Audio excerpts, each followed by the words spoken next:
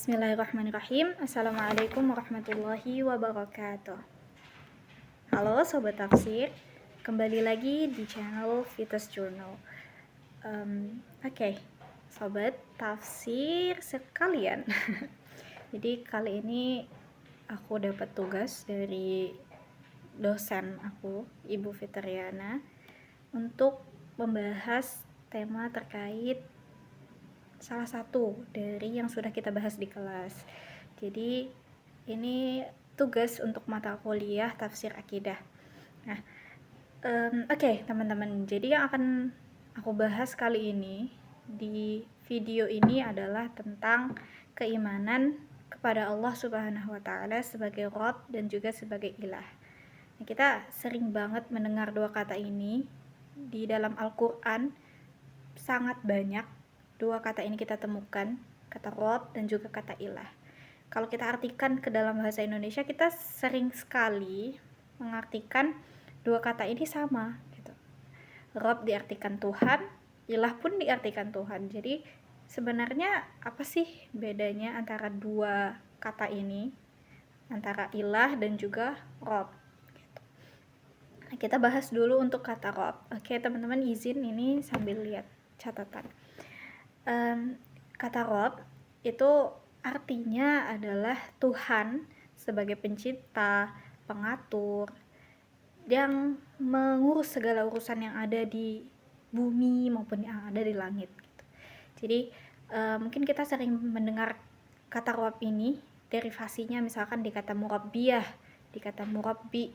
Nah, ini sering kita temukan di lingkup pesantren. Artinya itu bagaimana punya tugas untuk mengatur. Nah, murabbiyah seperti itu kan. Jadi sebagai pengatur. Nah, disitulah sama, ada kesamaan dengan kata Rabb yang artinya sebagai pencipta, bukan hanya sebagai pencipta tapi juga sebagai pengatur. Nah, kita sekarang bedanya dengan kata Ilah itu apa sih sebenarnya? Nah, kalau kata Rabb tadi artinya sebagai pencipta dan pengatur, berbeda dengan kata Ilah. Ilah artinya Tuhan sebagai sesembahan. Nah, asal kata dari kata Allah itu satu dengan kata Ilah. Jadi Allah itu bentuk ma'rifat dari Ilah yang merujuk kepada Zat yang Maha Esa, Allah Subhanahu wa taala. Nah, namun perlu kita ketahui juga teman-teman bahwa kata Allah ini sudah ada di zaman sebelum Nabi Muhammad SAW diutus gitu. Jadi sudah lazim digunakan di kaum Quraisy gitu. Nah, kemudian sekarang kita sudah tahu nih bedanya. Tadi kata Rabb itu artinya pencipta atau pengatur, sedangkan kata Ilah itu artinya sesembahan. Tuh walaupun konteksnya dua-duanya sebagai Tuhan ya. Nah, kemudian apa sih hubungan antara keduanya gitu? Kita juga perlu tahu teman-teman. Jadi pada masa dulu kaum Quraisy ini meyakini Allah Subhanahu wa taala sebagai Tuhan. Tuhannya mana? Tapi sebagai Rabb. Nah, mereka meyakini Allah sebagai Rabb, namun menyekutukan Allah, tetap berbuat musyrik begitu. Nah, menyekutukan Allah dan menyembah berhala-berhala yang mereka yakini sebagai penyambung. Nah, untuk mendekatkan diri pada Allah.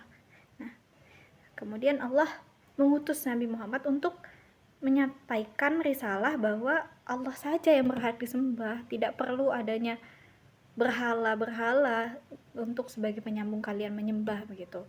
Nah, karena wa ma min ilahin illallah, tidak ada sesembahan, tidak ada Tuhan yang berhak disembah kecuali Allah. Nah, ini juga termaktub dalam kalimat syahadat la ilaha illallah, tiada Tuhan selain Allah. Kemudian untuk pembahasan terkait Rabb dan Ilah ini ada banyak sekali kita temukan ayat-ayat yang membahas terkait dua kata ini, dan perlu kita selami lagi lebih dalam.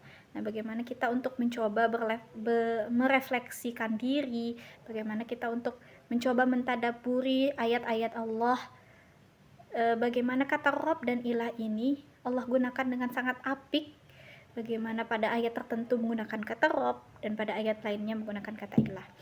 Nah, Baik, mungkin salah satu ayat yang kita akan bahas yaitu Quran surah Al-Fatihah dulu, teman-teman. Al-Fatihah ayat 2 sampai 5. Nah, yang berbunyi Bismillahirrahmanirrahim.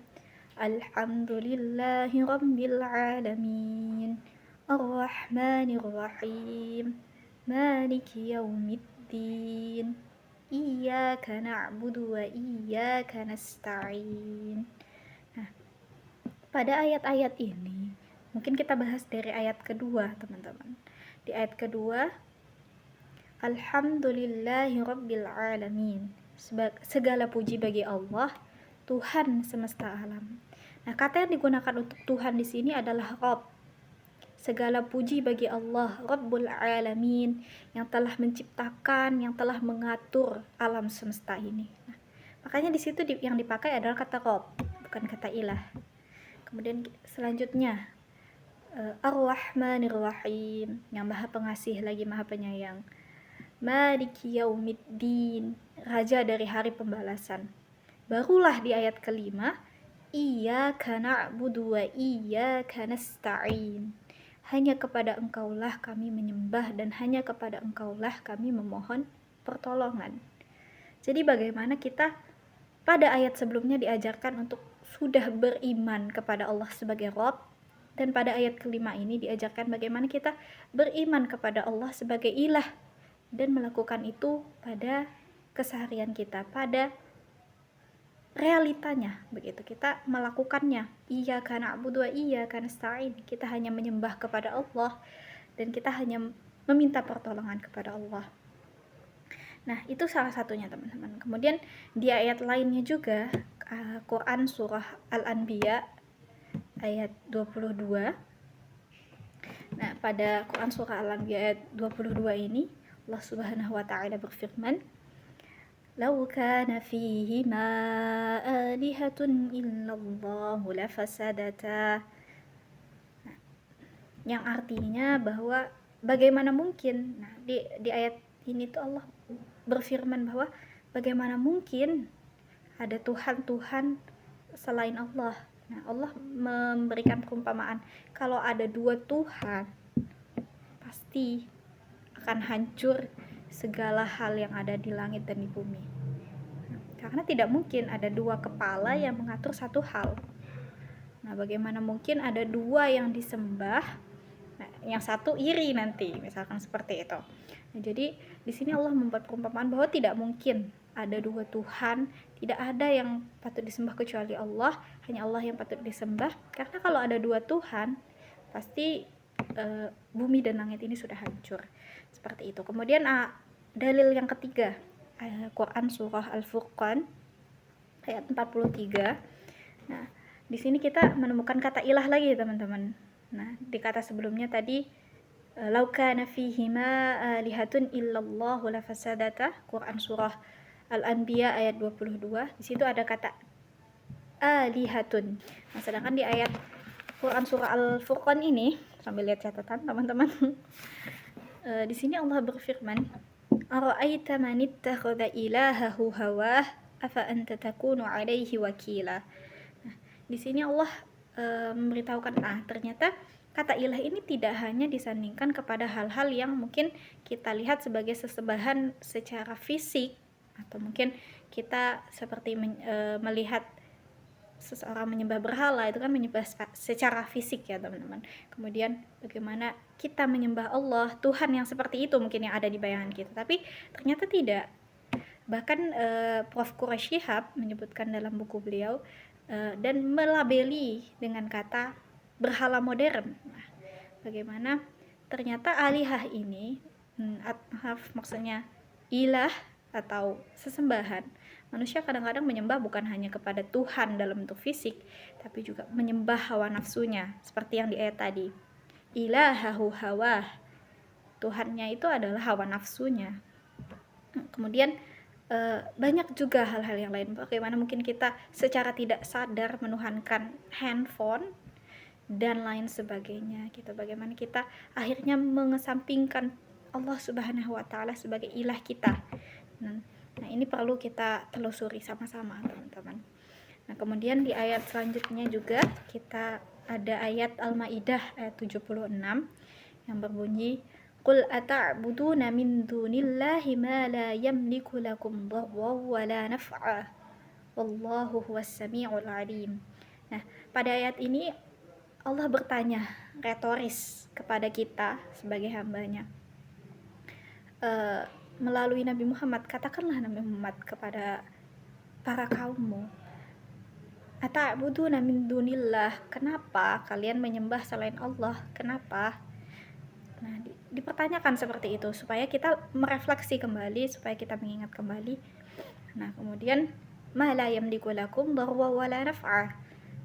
Kenapa kita menyembah selain Allah yang bahkan tidak memberikan kita mudarat, tidak memberikan kita manfaat, tidak ada gunanya begitu. Kalau misalkan dibilang kita mau sakit tidak berpengaruh ke kita, kita mau senang tidak berpengaruh ke kita. Nah, bagaimana akhirnya kita menyembah hal-hal yang tidak sepatutnya kita sembah gitu.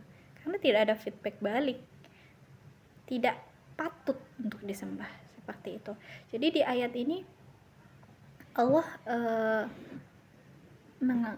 menanyakan secara retoris supaya kita lebih berpikir lagi bagaimana keseharian kita, apakah kita sudah menjadikan keseharian kita ini sudah lebih baik dan bertujuan untuk ibadah begitu.